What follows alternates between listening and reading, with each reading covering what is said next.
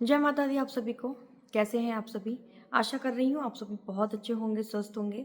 एक बार फिर से आप सभी का स्वागत है आपके अपने यूट्यूब चैनल वैष्णव कालिका धाम में, जहाँ मैं आपको माँ काली से जुड़ी विभिन्न प्रकार की जानकारियाँ देती हूँ।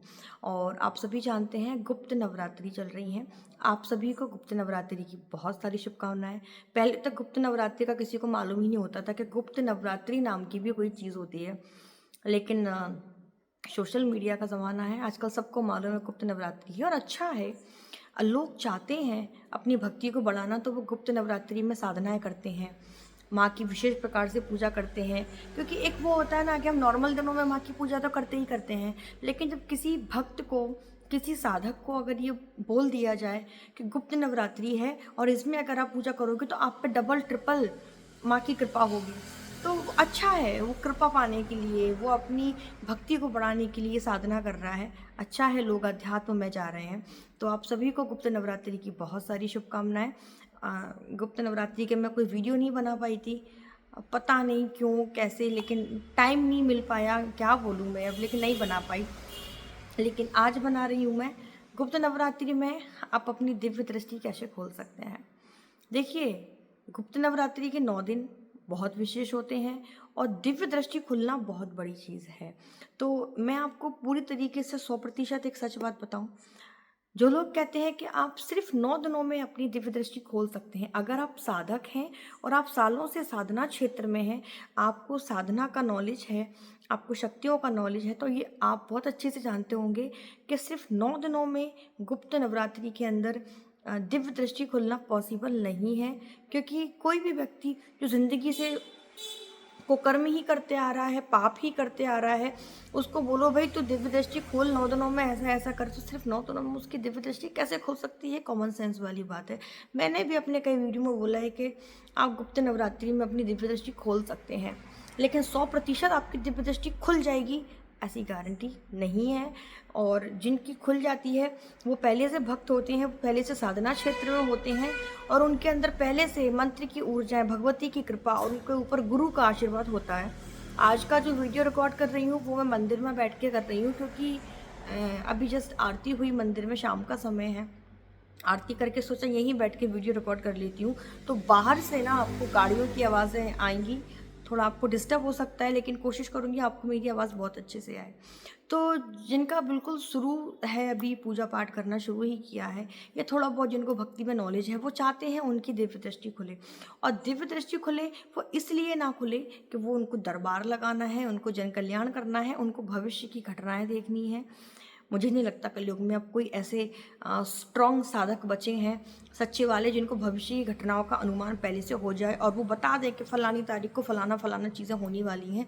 ऐसा बचा नहीं, क्योंकि सब मायाग्रस्त हैं, सब माया में फंसे हुए हैं, हम भी माया में फंसे हुए हैं, हमसे भी पाप होते हैं, हम भी पापी हैं, जाहिर सी बात है। और जिन लोगों की सच में दिव्य दृष्टि खुली है कलयुग में, जो ऐसे साधु संत हैं, जो साधक हैं, वो इस चीज़ को कभी बोलेंगे नहीं। और मैंने तो ऐसे साधक देखे हैं जो अभी नई ही उम्र है, लेकिन वो गारंटी के साथ बोलते हैं हमारी दिव्य दृष्टि खुली है, हम सब कुछ कर सकते हैं, सब कुछ हमसे करवा लो। तो भाई जिस पे कृपा होती है वो इस तरीके की बातें नहीं करता। खैर, मुझे इन सबसे कोई मतलब नहीं, सबका अपना अपना है, मुझे कोई मतलब नहीं। मैं ये वीडियो उन लोगों के लिए बना रही हूँ जो लोग मुझे सुनते हैं, जो लोग मुझे फॉलो करते हैं, जो लोग मुझे मानते हैं। अब जब मैं कह रही हूँ कि गुप्त नवरात्रि में दिव्य दृष्टि 9 दिनों के अंदर पूरी तरीके से नहीं खुलती है, तो फिर मैं क्यों वीडियो बना रही हूँ कि गुप्त नवरात्रि में आप अपनी दिव्य दृष्टि कैसे खोलें। 100% नहीं, लेकिन आप 50%, 60% तक पहुंच सकते हैं गुप्त नवरात्रि में। उसके बाद जब कंटिन्यू साधना करते रहते हैं सही मार्ग पर चलकर, आप सोचो कि आप 9 दिन में दिव्य दृष्टि की साधना कर लोगे और बाकी के दिनों में साधना करके आप पाप कर्म कर लो, कुकर्म कर लो, जो करना आपके मन में कर लो, आपकी दिव्य दृष्टि खुल गई है, आपको 100% हो सकता है, आपको अनुभव होने लगे, आपको अनुभव होने लगे चीज़ों का, आपको पूर्वाभास होने लगे चीज़ों का, लेकिन आप मार्ग पे जो चल रहे हैं वो गलत है। तो वो 4 दिन से ज़्यादा वो चीज़ें टिकेंगी नहीं, क्योंकि वो ईश्वरी शक्तियाँ हैं और हर किसी के साथ ऐसे काम नहीं करती हैं। जो पॉजिटिव व्यक्ति होता है उसकी दिन दुगनी रात चौगुनी शक्तियाँ बढ़ती जाती हैं, लेकिन जो इस राह में चल के भी गलत काम कर रहा है तो वही शक्तियाँ उसका गलत भी कर देती हैं। समझ गए आप मैं क्या कहने की कोशिश कर रही हूँ? तो जो लोग सही मार्ग पर हैं, अपने धर्म से चल रहे हैं, अपने कर्म से चल रहे हैं, वो लोग किस प्रकार से गुप्त नवरात्रि में अपनी दिव्य दृष्टि खोल सकते हैं बताती हूँ। आपको सबसे पहले तो आपके पास गुरु होना बहुत ज़रूरी है। अगर आपके पास गुरु हैं और गुरु चाहे तो आपकी यूँ क्षण में जो है दिव्य दृष्टि खोल सकते हैं। आप पर आपकी इष्ट की कृपा होनी बहुत ज़रूरी है और इष्ट से पहले गुरु की कृपा होनी ज़रूरी है, क्योंकि गुरु की कृपा अगर है तो इष्ट तो अपने आप कृपा कर ही देंगे। लेकिन अगर गुरु कृपा नहीं है, गुरु आपसे नाराज़ है, गुरु आपसे गुस्सा हो गए हैं, तो देखो क्या होता है ना कि भगवान जब हमसे गुस्सा हो जाते हैं ना, तो गुरु वो होते हैं जो हमें भगवान तक पहुँचाते हैं। भगवान गुस्सा हो गए, गुरु वापस से भगवान से मिलवा देंगे। लेकिन अगर गुरु गुस्सा हो गए तो ब्रह्मांड में कोई ऐसी चीज़ नहीं जो आपको मतलब कि आपको भगवान से मिलवा सके। माध्यम गुरु ही होते हैं। तो अपने गुरुओं का सम्मान करें, अपने गुरुओं का आदर करें, गुरुओं के चरण रज को अपने मस्तिष्क पर लगाएं। कलयुग में वही है जो हमें भगवान से मिलवा सकते हैं। और कलयुग में सच्चे गुरु मिलना भी मुश्किल है, और सच्चे गुरु मिल भी गए ना तो आपके कर्म ऐसे बन जाएंगे कि आपकी उन गुरु से बनेगी नहीं। आप उस गुरु से अपना पत्ता काट के साइड में चल देंगे, वो आपकी बुद्धि खराब है।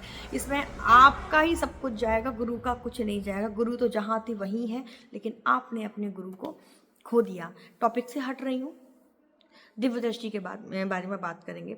अगर आप गुप्त नवरात्रि के दिनों में अपनी दिव्य दृष्टि की साधना करना चाहते हैं तो आपको क्या करना है? सबसे पहले तो गुरु कृपा जिस पर है उसकी दिव्य दृष्टि खुल जाएगी, इष्ट की कृपा है दिव्य दृष्टि खुल जाएगी। और जब आप एक ही मंत्र का लगातार जाप करते हैं, एक ही मंत्र से आप मैं माँ काली मेरी इष्ट हैं, तो जब मैं माँ काली का जो मूल मंत्र है, जो माँ काली का हर देवता का एक बीज मंत्र होता है। हनुमान जी का भी बीज मंत्र है, दुर्गा माँ का भी बीज मंत्र है, काली माँ का भी बीज मंत्र है, सब देवताओं के बीज मंत्र होते हैं।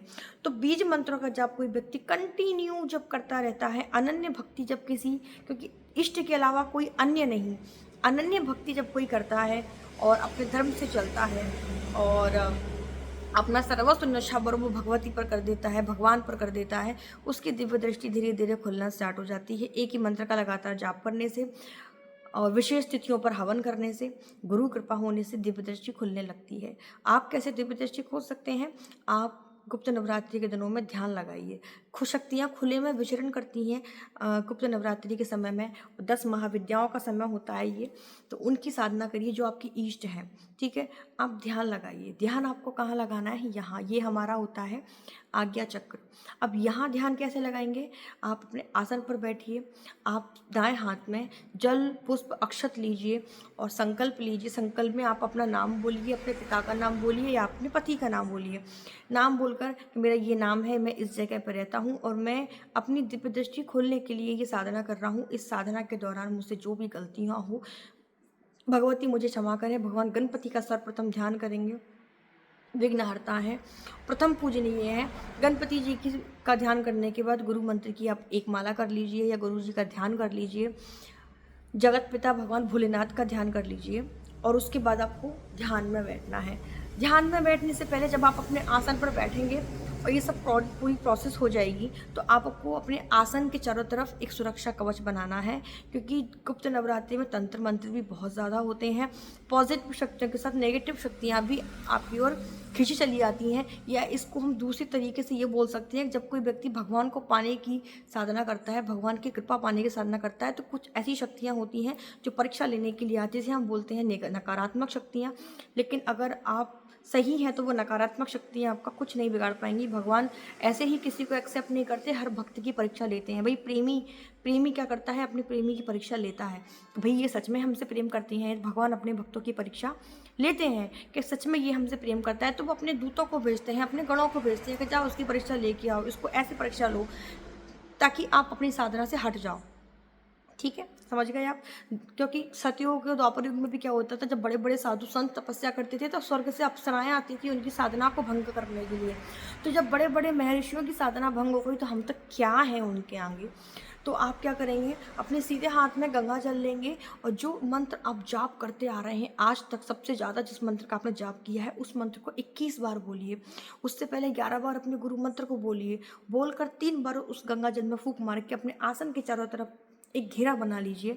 ठीक है, घेरा बनाने के बाद ये आपका सुरक्षा कवच का काम करेगा। उसके बाद आप सीधे बैठ जाइए, पद्मासन में बैठ जाइए या सिद्धासन में बैठ जाइए। अपने हाथों को जिस पोजीशन में आप रखना चाहते हैं, आप ऐसे करके रखें, आप ऐसे करके बैठें, आप सीधे ऐसे करके बैठें, जैसे कंफर्टेबल हैं आप बैठें और आंखें बंद करें। आंखें बंद करने के बाद आप जो आपका बीज मंत्र है, जिसको आप सबसे ज़्यादा जाप किए हैं, या फिर आप अपना गुरु मंत्र जाप करिए। गुरु मंत्र पहले से अर्ध सिद्ध होता है, क्योंकि गुरु मुख से निकलता है वो मंत्र आपके लिए और ज़्यादा काम करेगा। सब साथ में जब आप गुरु मंत्र की साधना करेंगे तो गुरु के जो इष्ट हैं, गुरु की जो शक्तियां हैं, वो आपकी मदद करेंगी आपकी दिव्य दृष्टि खोलने में। सीधे बैठकर और गर्दन सीधी, रीढ़ की हड्डी सीधी, और आप मनी मन में अपने गुरु मंत्र का या बीज मंत्र करने वाले हैं तो उसका जाप करें।